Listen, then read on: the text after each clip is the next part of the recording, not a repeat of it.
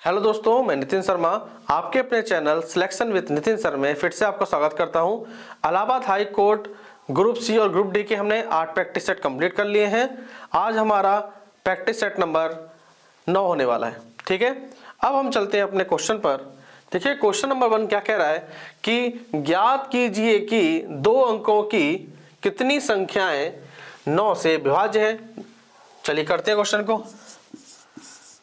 ठीक है, 2 अंकों की, ठीक है, 2 अंकों की संख्या में काउंट करनी है जो 9 से विभाज्य हो।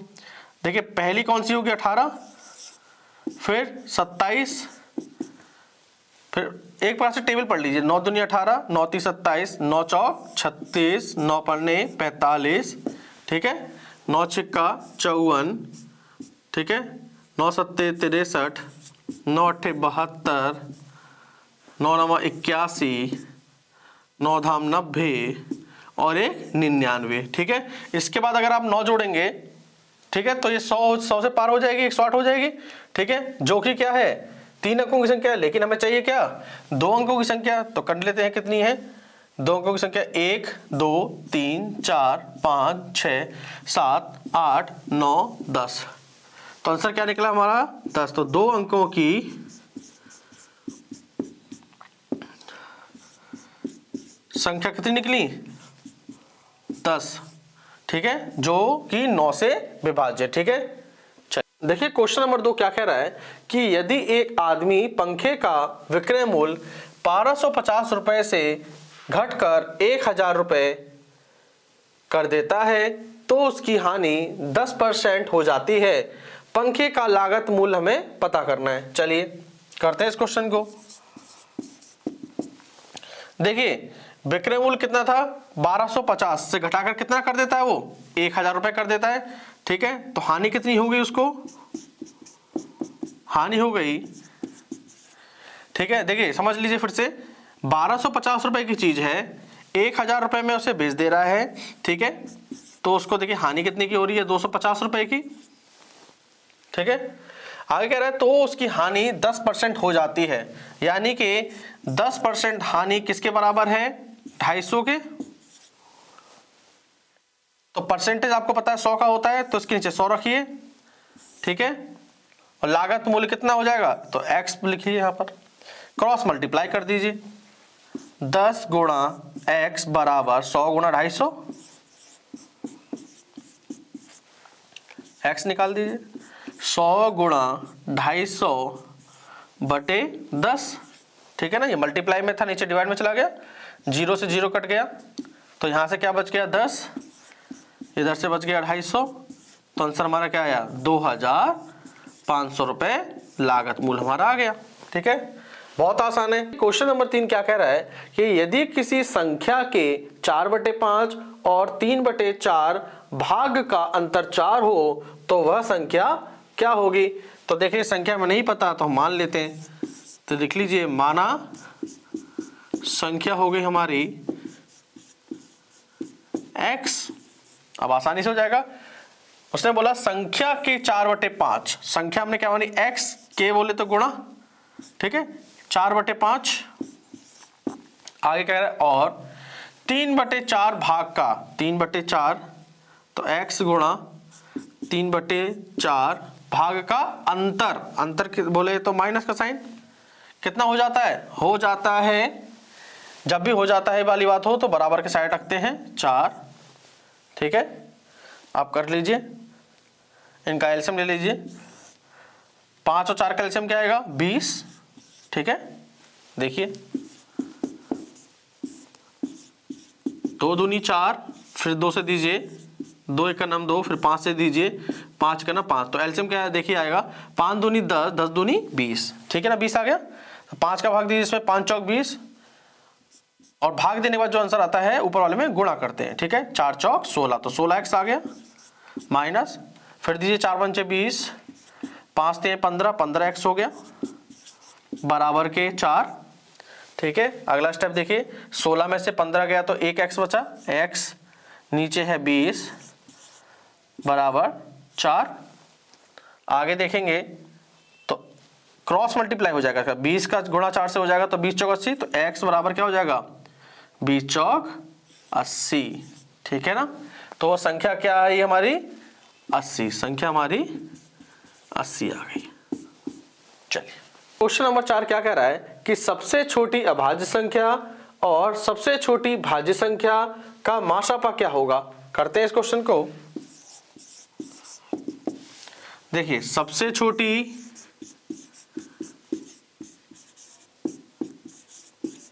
अभाज्य संख्या कौन सी होती है। देखिए सबसे छोटी जो अभाज्य संख्या है वो होती है 2, ठीक है। अब आगे कह रहा है सबसे छोटी भाज्य संख्या, तो देखिए सबसे छोटी भाज्य संख्या भी 2 ही होती है, ठीक है ना।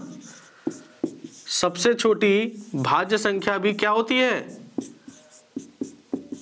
वो 2 ही होती है। आगे कह रहा है कि इनका एचसीएफ बताओ, निकाल दीजिए एचसीएफ। बहुत आसान है भाई, 2 का एचसीएफ 2 ही निकलने वाला। देखिए कैसे, 2 का भाग 2 में दे दीजिए, 2 एकम नम 2, एचसीएफ क्या आया 2, तो आंसर है 2। देखिए क्वेश्चन नंबर 5 क्या कह रहा है कि एक आयताकार मैदान की लंबाई 100 मीटर है, यदि इसका परिमाप 300 मीटर है तो इसकी चौड़ाई बताइए। Allahabad high court group D में आया हुआ क्वेश्चन है। इससे पिछला वाला क्वेश्चन भी प्रीवियस ईयर में ही आया था आपके इलाहाबाद हाई कोर्ट के। तो चलिए करते हैं इस क्वेश्चन को। तो उसके लिए आपको फॉर्मूला पता होना चाहिए आयत के परिमाप का। तो क्या होता है, आयत का परिमाप का फॉर्मूला होता है बराबर 2 लंबाई प्लस चौड़ाई ब्रैकेट में। क्वेश्चन देखिए क्या कह रहा है, एक आयताकार मैदान की लंबाई हमको दे रखी है 100 मीटर, ठीक है। तो लंबाई की जगह आप 100 रख दीजिए प्लस चौड़ाई, ठीक है। आगे देखेंगे तो कह रहा है परिमाप 300 मीटर है, तो आयत का परिमाप की जगह आप क्या रखेंगे, यहां पर 300 रख दीजिए, ठीक है। आगे चलते हैं क्वेश्चन में। तो देखिए ये कट सकता है 2 एकम 2 से ये कट सकता है 150 बार। तो चलिए आगे करते हैं, 100 प्लस चौड़ाई बराबर क्या बच गया 150, तो 150 रख लो। आगे देखिए क्या करेंगे, चौड़ाई बराबर, देखिए प्लस का 100 है उधर जाके माइनस का 100 हो जाएगा, 150 माइनस का 100 कर दीजिए, 150 में से 100 गया तो कितना बचा 50, ठीक है। तो चौड़ाई कितनी आ गई 50 मीटर इसकी चौड़ाई आ गई, ठीक है। देखिए क्वेश्चन नंबर 6 क्या कह रहा है यदि P बराबर 800 रुपए, T बराबर 2 वर्ष और R बराबर 10% है, तब साधारण ब्याज क्या होगा, ठीक है। इलाहाबाद हाई कोर्ट के प्रीवियस ईयर ग्रुप डी के एग्जाम में आया हुआ क्वेश्चन है। करते हैं हम इस क्वेश्चन को सॉल्व। देखिए साधारण ब्याज का फॉर्मूला क्या होता है, साधारण ब्याज का फॉर्मूला होता है P गुणा R गुणा T बटे 100, ठीक है। यहां पे P आपके प्रिंसिपल है यानी कि मूलधन, R यहाँ पे दर है आपकी, R क्या है दर, P यहाँ पे आपका मूलधन है यानी कि राशि, और T मतलब यहाँ पे आपका समय है, ठीक है। तो देखिए P प्रिंसिपल कितना दिया है 800, तो 800 लिख लीजिए, मल्टीप्लाई R कितना दिया है 10%, तो 10 लिख लो, मल्टीप्लाई T कितना दिया यानी कि टाइम वर्ष कितना दिया 2, तो 2 लिख लो, बटे 100। अब कर दिए 2 जीरो से 2 जीरो गए, ठीक है। तो देखिए साधारण ब्याज हमारा क्या निकला, ऊपर से क्या बच गया 8 गुणा 10 गुणा 2, ठीक है। अब कर लीजिए 10 अट्ठे 80 और 80 गुणा 2 करोगे तो क्या आएगा 160 रुपए, ठीक है। तो साधारण ब्याज क्या है हमारा 160 रुपए। क्वेश्चन नंबर 7 क्या कह रहा है कि x को हल कीजिए। Allahabad high court group D के 2019 के एग्जाम में आया क्वेश्चन है। चलिए सॉल्व करते हैं इस क्वेश्चन को। ये इक्वेशन दिए है यहाँ पर, हमें इसे सॉल्व करना है। देखिए कैसे सॉल्व करेंगे, ठीक है। देखिए 4 की गुणा इन दोनों में कर दीजिए, 4 की गुणा x में करेंगे तो 4x प्लस 4 की गुणा 3 में करें 4 3 12 बराबर के 20, ठीक है। 4x बराबर ये प्लस के 12 है उधर जाके माइनस के 12 हो जाएगा, 20 माइनस के 12 ठीक है, आगे देखते हैं। 4x 20 में से 12 गया तो कितना बचेगा 8। आगे स्टेप देखिए, x की वैल्यू निकालनी है तो x यहाँ रहने दीजिए, तो यहाँ क्या था 8। और ये देखिए 4 यहाँ पे गुणे में है, नीचे जाके भाग में हो जाएगा 4, तो 4 एक नम 4, 4 दूनी 8, तो x की वैल्यू क्या आई 2। ठीक है, तो x बराबर 2 हमारा मान निकल के आ गया है। कह रहा है कि n को हल करो, Allahabad high court group D 2019 में आया क्वेश्चन। चलिए सॉल्व करते हैं इसे। ये देखिए इक्वेशन दे रखी है हमको, इसे सॉल्व करना है। देखिए 3n प्लस का 7 बराबर 25 हमें दे रखा है। ठीक है, तो आप क्या करेंगे, 3n बराबर प्लस का 7 है, उधर जाके माइनस का 7 हो जाएगा, 25 माइनस के 7। अगला लिखिए 3n बराबर 25 में से 7 गया तो कितना बचा 18। ठीक है, चलिए आगे देखेंगे। n की वैल्यू निकालनी है तो n को उधर रहने दीजिए, 18।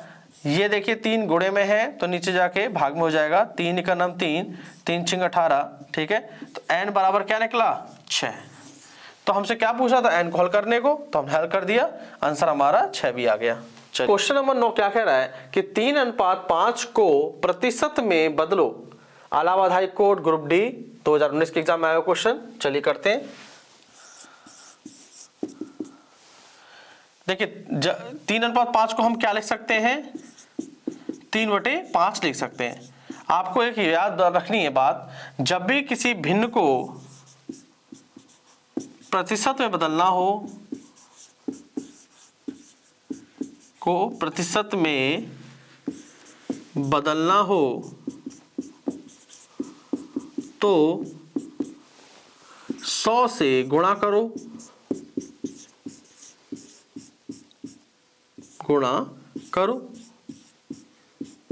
चलिए अब देखिए 3/5 एक भिन्न है, इसको हमें बदलना किसमें, प्रतिशत में, तो गुणा किसी करेंगे 100 की, तो गुणा 100 कर दो। 5 का नाम 5, 5 दूनी 10। ठीक है, यहां से क्या बच गया 3, गुणा यहां से बच गया 20। ठीक है, तो क्या हो गया 20 तिहाई 60, तो आंसर क्या आया 60% हमारा आंसर आ गया। चलिए क्वेश्चन नंबर 10 क्या कह रहा है कि निम्नलिखित सेट में अगले 3 पद खोजें। ये हमें सेट दे रखा है 50, 46, 42, 38 दे रखा है, और अगले हमें 3 जो खाली दिए हैं इन स्थानों को हमें भरना है। इलाहाबाद हाई कोर्ट 2019 के एग्जाम में आया हुआ क्वेश्चन है। चलिए करते हैं सॉल्व। क्या दिया है हमें, 4 संख्या दी है, पहले लिख लो आप 50, 46, 42, 48। हमें अगले 3 पद बताने हैं, कौन से अगले 3 पद, तो देखते हैं। 50 से 46 कैसे हुआ, माइनस के 4 करेंगे 50 में तो 46 आया, यानी कि 50 में 4 कम किया तो 46 आया। अब 46 से कैसे आ रहा है 42, यानी कि फिर से वही कहानी, 4 कम कर दिया है तभी 42 आया। अब देखिए 42 से 38 हुआ, यानी कि फिर 4 कम कर दिया। ठीक है, यानी कि हमें पता चल गया हर बार क्या हो रहा है 4 कम हो रहा है, तो आगे भी इसी तरीके से करेंगे। 38 में से 4 कम करेंगे तो क्या आएगा 34। ठीक है, अब इसी तरीके से 34 में 4 कम करेंगे तो क्या आएगा 30। आगे देखिए अब 30 में भी 4 कम करेंगे तो क्या आएगा 26। तो हमें अगले 3 पद खोजने थे, तो अगले 3 पद कौन से हो गए, एक तो हो गया 34, दूसरा हो गया 30 और अगला हो गया 26। ठीक है ना, तो हमारा आंसर क्या आएगा 34, 30 और 26।